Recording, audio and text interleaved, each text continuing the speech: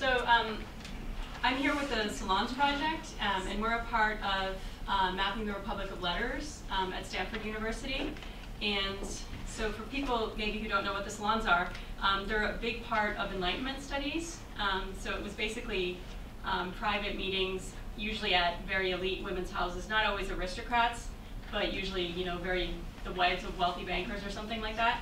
So it's part of a set of private institutions throughout Europe that were central for history of science, for literary history, theatrical history, but people tend to work on them in their own fields. So, I'm in literature, and we have our own work on the salons, but we don't interact much with people in the history of science, for example. So that's one of the big things that Mapping the Republic of Letters is working towards.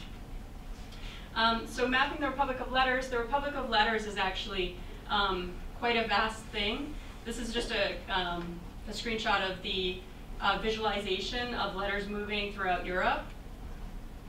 And the Republic of Letters extended, it's a scholarly network. Scholars used to send letters to each other as one of the main means of communication before the advent of things like journals, obviously things like email. And so we can track the movement of, for example, scientific information through letters, as one scholar would forward information that they received from another scholar about any sort of new discovery.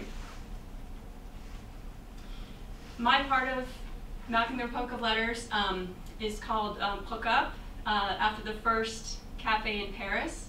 So this is a not too handy visualization of Voltaire and Rousseau in the Café Hook Up, but it's this legendary cafe. It still exists today, by the way, where people got together and had philosophical discussions that led to much of Enlightenment philosophy. So Hook Up is a collaboration of Dan Edelstein, myself, Melanie Conroy, Maria Comza, Claude Willen, and Chloe Edmondson. And we're working on the demographics of correspondence of major Enlightenment figures.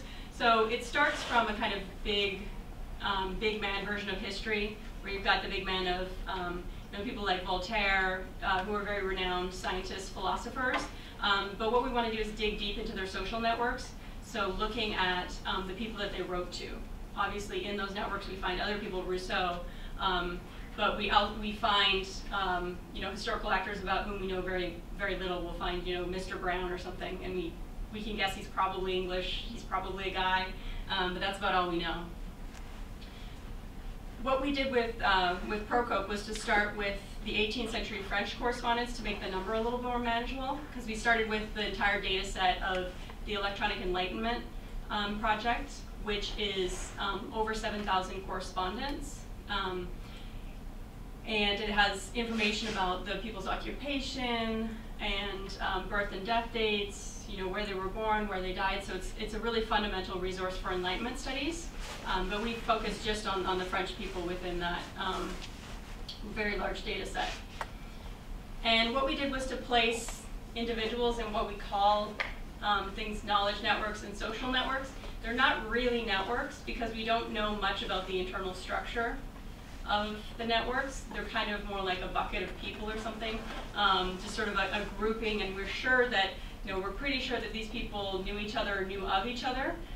For example, if we have all the chemists together, probably the 20 people working on chemistry in the 18th century had heard of each other, but we don't have documentary evidence such as we would with letters, for example, if we have people writing to one another.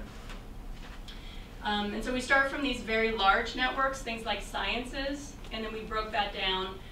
You can have sciences and then just mathematical sciences in order to be able to group together all of the people with a scientific interest, or just the mathematicians, just the chemists. And then for letters, again, there's philosophical letters. Letters is really anyone who writes books. And so you could have religious letters, antiquarian, these sorts of things. And then for social networks, we really tried to go with the biggest groups possible. So we arrived at these categories: elite, aristocracy, and military.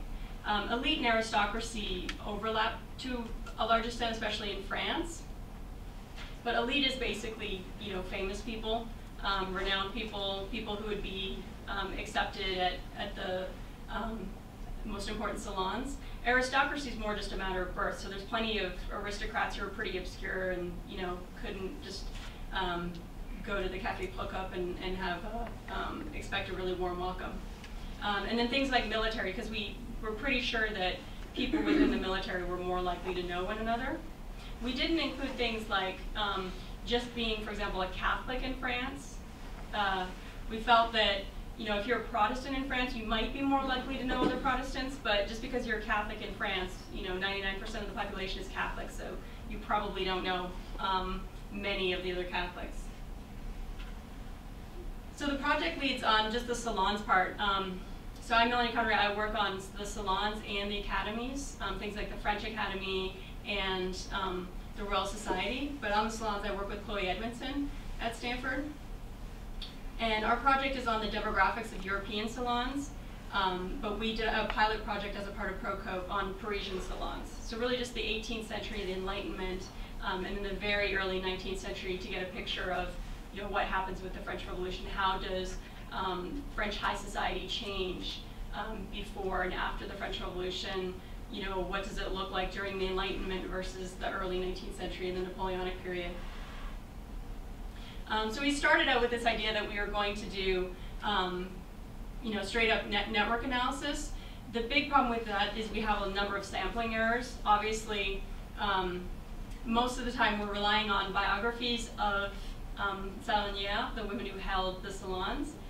So we're constantly going to find that they're incredibly important in social networks because we're drawing upon their biographies. We also found that the connectors between networks, so there you've got the Princess Mathilde and also Balzac, but we mostly had famous people and very high-ranked people, very high-ranked nobility, famous writers, that sort of thing, as connectors between different salons. Probably the reason for that is that if you have a salon, you're going to claim, for example, that the Duke of Wellington comes to your salon. If some obscure guy comes to your salon, you're probably not going to write it down. And so we're pretty sure we've got a very bad sampling problem there. So what we decided to do is, yes, use those, the looser concept of networks. So as an example, the Salon of Madame Geoffrin is one of the main meeting places for the philosophes. And there's a lot of controversies around her salon because salons in general were very aristocratic, but she had a number of connections to the banking community, and there were also some number of philosophers at her salon. And it's really important to people who study the Enlightenment to get a sense of whether the philosophers, people like Rousseau or Voltaire, were really interacting more with aristocrats, whether they were going to salons, you know, mainly to get money, to get patronage, or for entertainment purposes, or if they were actually having philosophical discussions and coming up with the ideas that they would publish in their works. So this is a fictional reconstruction of the Salon of Menemsha, and you see sort of all of the important Enlightenment figures there. It's very heavily male. You see Geoffrin over with the bonnet in the blue. And in the back, you see a bust of Voltaire. This painting was done by Lemonnier, and it's actually, he was someone who attended the Salon, but this is completely not historically accurate for some reason. It's a complete reimagination and a fiction. Voltaire was dead at the time, so we've, you know, fortunately put him as a bust, but there's so many other reasons that people can't all be in the same room. There's, you know, people who never met each other, people who maybe didn't go to her salon at all, and yet this is really one of the most iconic representations of the salons, with all of the philosophers sitting around ready to discuss, or in this case, listen to the reading of a play. So this is an incredibly cleaned up version of our data. You can see, obviously, we collect the person's full name, which is not a trivial problem for French aristocrats, since they often have many, many names. Looking at things like gender, nationality, which we simplify incredibly to things like Italian and German, just to make it easier to do the analysis. And then again, the knowledge network, so letters literary, so that we can search for everyone in letters, or just the literary people. More easily, things like political economy, which is a lot of different aspects of what we now call the social sciences. And then social networks, elite, government, aristocracy. And government is very capacious as well, because we put diplomats in there, any sort of high-ranking officials, because we had very long discussions about this, but we don't really feel like diplomats just only spoke among themselves. We feel like they probably knew other people who worked for the government. We have another network for just servants, because we really felt that within the professional networks, you're not going to have the butlers hanging out with the butlers, and then the people working in the kitchen hanging out with the kitchen staff. It's really sort of all the domestics would be meeting and talking to one another. So the attendees of salons, we code them for gender, their interests, the knowledge networks, academic affiliations, are they in one of the academies, social networks, and professional networks.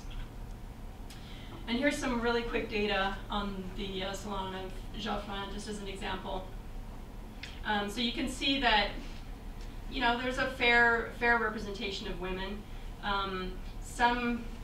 Some historians argue there was virtually no participation of women. You've got the sort of female hostess and then all guys. So clearly that's not totally true. But you can see that when we look at nationality, most of the women are French, and 2 of them are Polish. And a lot of those women are very high-ranking. And the 2 Polish women are actually members of the Polish court who are in France because, coming along with the Polish king. So it's the types of women that are, the way that gender and nationality interact require us to dig into the other networks to understand. So for social networks, you can see the females, the 17%, those are mostly within elite and aristocracy. It's something that we saw also looking at Voltaire's correspondence. Most of the time when Voltaire is writing to a woman, it's a very elite woman, a very aristocratic woman, and it's usually asking for money. Yeah, and you can see, the military tends to overlap with the aristocracy. That's not really any surprise, because that's kind of their mythic origin. People who are in the government are very often aristocrats. People who are clergy are very often aristocrats. There's a lot of overlap. But one of our biggest findings is that really across all of these elite salons, the literary people are really dominant.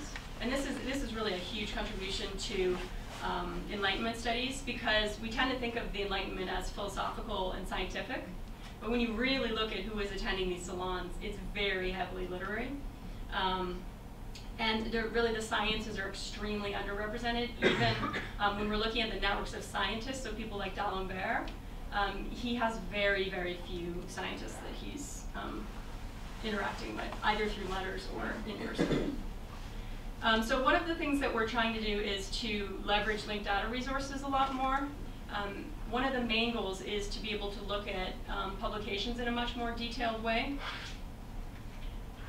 And so we're looking, we've already been using VIAF, the Virtual International Authority File, and that's a unique identifier that's being assigned to authors. It's a very quick way of seeing whether someone is an author. It's also getting closer to that Enlightenment project that people like Leibniz and Diderot had, of having a universal language where every thing in the world has the same name. VIAF has a very handy site. You can easily find the publications in all of these sort of different international libraries. But one of the main things that it does is help you to resolve different names. You can see, this is just for one French aristocrat, the number of names that she has in different libraries. And so in order to resolve that problem, you really do need, some kind of unique identifier. Another source is the Union list of artist names, the Getty. So there's the listing for François Boucher, the French painter. And this is really interesting because you've got the different roles, artist, printer, printmaker, all the different names, but you've also got ways in which he's related to other people or corporate bodies. So people he collaborated with, people he worked for, people he studied under, and then also family relationships. So when we find painters in our data, this is one of the key places to look for other relationships they might have to people. So this is, the project is supported by the Humanities plus Design Lab at Stanford, and I really have to put in a plug for the newish tool, Palladio. So it's something that you can use to upload your data in a number of different formats. It was built largely for mapping the Republic of Letters, so there's a lot of features that are useful if you're working on any kind of letters project. There's point-to-point mapping. There's all kinds of stuff with timelines. There's a graph view, and all sorts of you can use the time span to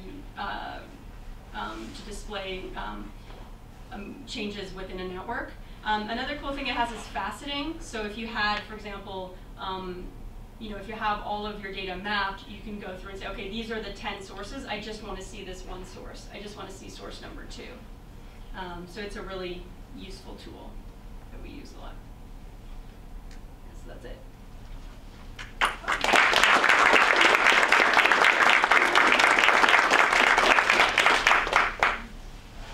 Questions? Yeah. I have a question about the knowledge networks and how you created them. So that seems like one of the most significant interpretive aspects of deciding this person's literary, this person's philosophical. How did you go about that process? Was it a collaborative process? And what do you do with people? How do you decide when someone's right on the edge? And lastly, were there any religious networks, or even if you're not voting by Catholic, were there, for instance, clerical networks? Just were they present? Yeah, so we really did debate all of the different categories, but we really wanted to have some kind of larger ontology. So we wanted to be able to use the same terms when we mean the same terms. So it's not useful to have 5 different terms for Catholic. So we did want to arrive at similar or the same terms, but one of the reasons we limited it to France was in order to have a set of terms for France. The next thing we're going to be doing is looking at England, and then there's going to be a whole nother question, can we actually use those categories? For religious networks, obviously much more important to England, there are religious networks. It's Protestant, and then Calvinist or Presbyterian or whatever. But for Catholics, we exclusively use Catholic clergy or high-ranking officials. So it's really, really an inductive process where you look at the people, the list that you have in front of you, and you say, how can we put these people into groupings where they would be more likely to know one another? So that was the question we kind of, constantly came back to. Would these people be more likely to know one another? Yeah. Thank you very much for the very interesting talk. I was excited to hear that you were using a lot of winch open data sources and connecting to the various unique identifiers out there. I was wondering, are you also contributing back to the open data movement? Are you putting this stuff up there? Yeah, it's going to, ProCope is already a linked data resource, and as we expand it, it's going to be available. Great, thank you very much. Let's follow up on the other question. Are people mutually exclusively put into these categories, or can be both literary and science? Oh, they can be both, for sure, yeah. And, people like the philosophers are often in many, many categories. So they might be in elite because they're going to the salons. They might be aristocratic. They might be sciences. They might be letters. And what we really do find is people who are in many, many salons are more likely to be in many, many academies, more likely to have many interests. And it's not just because they're famous. So the visualization question, when you put the bar graph there, count numbers, is there people double counted, or are there people? Yeah, there were people. Yeah, there are people who are double counted.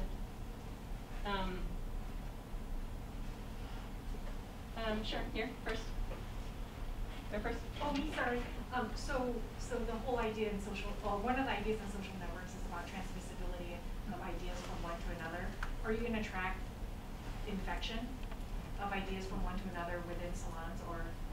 Yeah, we don't have any plans so far. I mean, the next step for salons is going to be looking at publications, because the big question for salons is, are people you know, going and having discussions that lead to publications, or they admitted to Salons because of publications. So that's the next step, and then sort of the content of the publications, you know, would be 10 years out or something. Kind of a follow-up to that question. There's a lot of tools in social network analysis. So one of them is these algorithms that detect community structure. Mm-hmm. And so instead of imposing the labels that you've put on the different categories of people, you could just let the data speak for themselves. See if there is a community of yeah, I mean, the big military issue is that we really don't have the complete network. It's not like, you know, analyzing your own Facebook network. Because of the nature of historical documents, we really don't have the whole network. And so we're very concerned about presenting something that looks as though we have the whole network. And so the reason that we went for an ontology, which is a completely different thing than a network, was to deal with that. But ideally, we would eventually have the entire network. Just a small remark, that URL takes you to a website under construction. Does it? And so I went to the HD lab at Stanford, which is one way to get to this. But what this website is palladioDesignHumanities.org instead of Digital Oh, Humanities. design, So I'm just sorry. type in Design Humanities. Thank you. I found it. Thanks. Okay. I just want to have a comment. I wasn't clear about the statement a minute ago about letting the data speak for itself, but so in here, the networks that you would try to do to understand the community is coming from that categorization also. So it is something like the discussion earlier about whether or not data and visualization interact, and that data is part of determining what is the underlying network. I don't quite understand. Well, when you try to say what are these groups of people, what their knowledge network is, that's dependent on having done the analysis. There's not something in the data that speaks to being a philosopher or a scientist. Right, yeah, so it is. You bring that to it that you can't let the group speak for itself that way. The data doesn't have that. Yeah, I mean, yeah, ideally we would use some kind of auto detection if we had the entire network, but it is kind of just us imposing a kind of best guess based on what we do have. Okay, thanks.